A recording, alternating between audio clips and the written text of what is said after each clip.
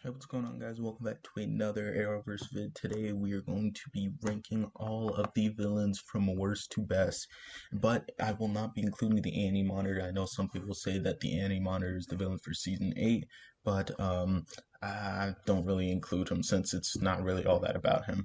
But let's get right into the ranking. Now at the very bottom, which I consider to be the worst Arrowverse villain, is Emiko Queen. Now, I actually don't hate Emiko that much. It's just that I don't really feel like she was that threatening as a villain, and she didn't really do much in the end. Like, yeah, it was revealed that she got the Queen's Gambit sunk, but her whole arc with Dante, and I really feel like Dante was more of the villain than Emiko, and I just don't really like the whole Emiko arc. I like the premise of Oliver having a sister who comes back and is also an arrow like him, but I just don't really feel like they did a good job with the Emiko stuff, and I wish they would have did more. Now on to the number 6 spot, and this spot is going to Damien Dark. Now, Damien Dark comes from pretty much what is generally considered to be the worst season of Arrow, season 4, but I actually like Damien Dark as a villain. I really like Neil McDonough's like charisma he brings to the character. He's very sarcastic and goofy, making jokes, and sometimes that isn't really what Arrow should be, a goofy. But it's fun to have a villain that really shook things up a little bit. Damien Dark, I like the whole Hive stuff, how he's got his organization like cutting off the city, kind of like how Diaz does later. But um, D- Damien Dark, he's just kind of weird. He kind of feels out of place in Arrow, if you get what I mean. Like he kind of feels like he shouldn't be in the show because it's too dark, which is why he goes on stuff like Legends, where I think he's way better. But Damien Dark, I don't hate him. I don't hate him, but he does have to go to the number 6 spot. Moving on to the number 5 spot, we have Xiaogo Raza. I pronounce it as Raish. I don't know how you guys pronounce it, but Raish, I really like him. I always like the premise of the League of Assassins in any DC medium. Uh, and I think they really do a whole job. Like I told you guys in my Arrow Suits ranking, you can find that by clicking on the little thing up there. But the Oliver Queen, like Al Sahim arc where he goes and joins the League, that's one of my favorite Arrow arcs. And obviously, Roz makes a good villain. I said Roz, even though I said I pronounced it as Raish. But yeah, because Raish, he's just very like menacing. Like he's very old and wise, and you can see that in the way he speaks. And he's actually just like a skilled fighter. Like when he had to face Oliver, he didn't cheat. He didn't like use some special tactic. He just beat him because he was a more skilled fighter, and he almost killed him. But I really, when Rage really starts to fall apart when he goes through like his whole plan at the end, like to like gas the city, like I was like, that's kind of a weird thing Rage would do. And but I really do like the whole Al Sahim arc, the League of Assassins. I feel like the guy they got to play Rage was really good, but that's why he's at number 5. Now at the number 4 spot we have Malcolm Merlyn. Malcolm Merlyn, he's the OG villain, the first one we got. And Malcolm's whole arc throughout the show, I really like it. He goes from being the big bad guy villain to actually just being a dad in his own messed up way, eventually sacrificing his life for Thea. It's really, when I first saw Arrow, they really pulled the rug out from under me with him being revealed as the Archer. I was like, this guy, he can go hand to hand with Oliver Queen in like what, Mortal Kombat, like Kung Fu, and use a bow and arrow.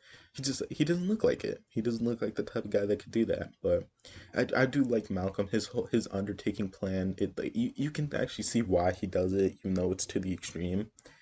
And Malcolm, he always comes back later down the line, not really as a hero or not really as a villain. He just kind of like an anti-hero. He's just doing whatever he needs to do with Thea for Thea, and you see him always trying to train Thea, trying to be better for Thea. I like Malcolm. I'm pretty sure everyone likes Malcolm, and then that's why he's on my number 4. Now, before we kick off our top 3, I just want to make sure you guys go over and subscribe to Sterling. He recently hit 500 subs, and I just want you guys to congratulate him. I always try and promote him here, even though he doesn't try and do the same. Oh god, I hope he's not watching. But yeah, go subscribe to Sterling. His link is always in the description, and make sure you subscribe and like the video if you like it, and comment down below. Try and read some comments, even though there's not a lot. But let's get back into the top 3.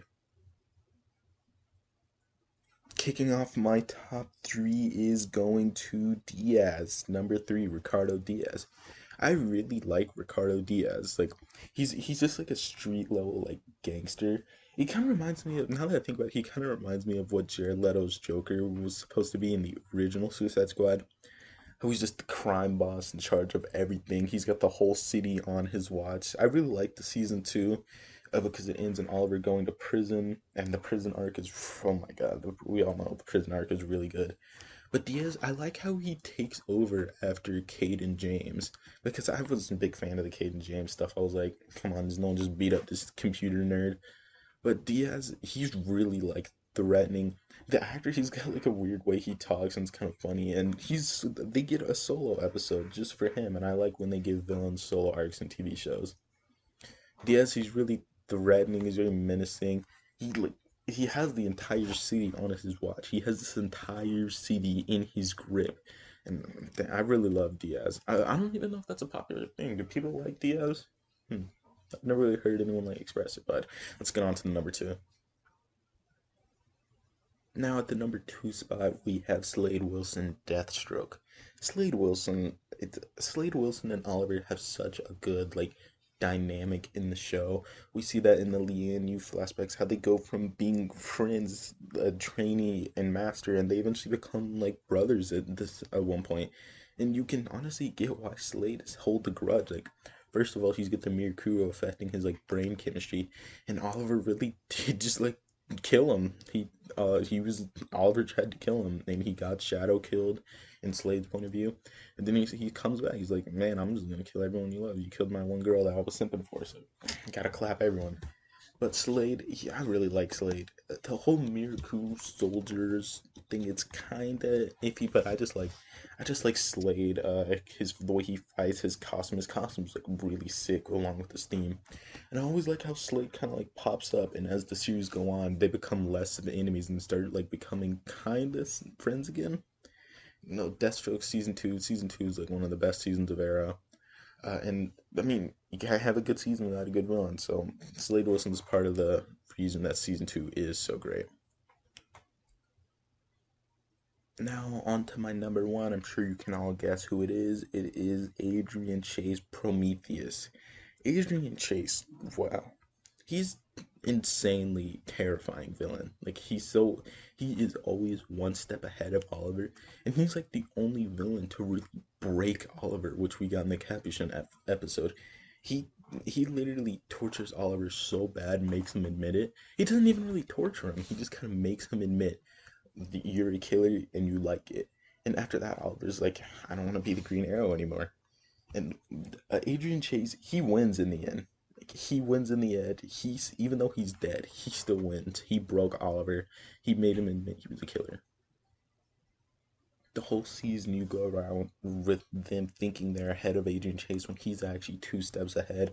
They always try and catch him. He always outsmarts them.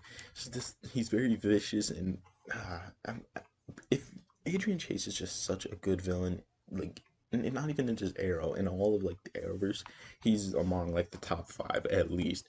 He's so good as a villain. Well, guys, that was my Arrowverse villains ranked. I'm trying to get better at this ranking stuff. I think next I might rank all the Arrowverse crossovers, or I might maybe I might start doing some MCU rankings. I don't know. We'll see what the future holds. But, anyways, thanks for watching. I'm really glad you guys do watch these. It really makes me feel. I just like you guys for watching this, and I'll see you guys next time. Don't forget to like, comment, and subscribe. See you guys next time.